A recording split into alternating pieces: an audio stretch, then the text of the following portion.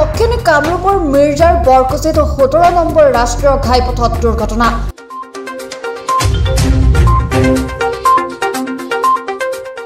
হাইড্ৰাৰ খুন্দাত থিতাতে নিহত এজন।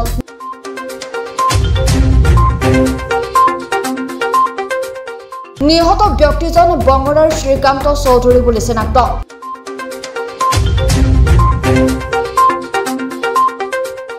নিজ গৃহৰ পৰা মিৰ্জালৈ AS25U 5165 নম্বৰৰ স্কুটিৰে গৈ থকা অৱস্থাত হাইড্ৰাৰ খুন্দাত থিতাতে নিহত হয় ব্যক্তিজন।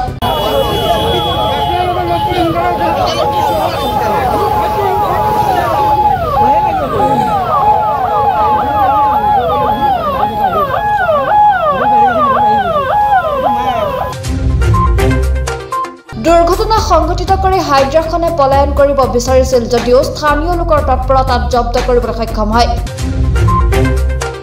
দুৰ্ঘটনাৰ ফলত ৰাষ্ট্ৰীয় ঘাইপথত বহু সময় যান-জঁটৰ সৃষ্টি হয়।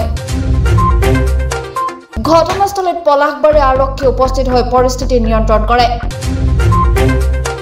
পলাশবাৰীৰ পৰা নিৰাণ মালি, দৈনিক অগ্ৰদূত ডিজিটেল।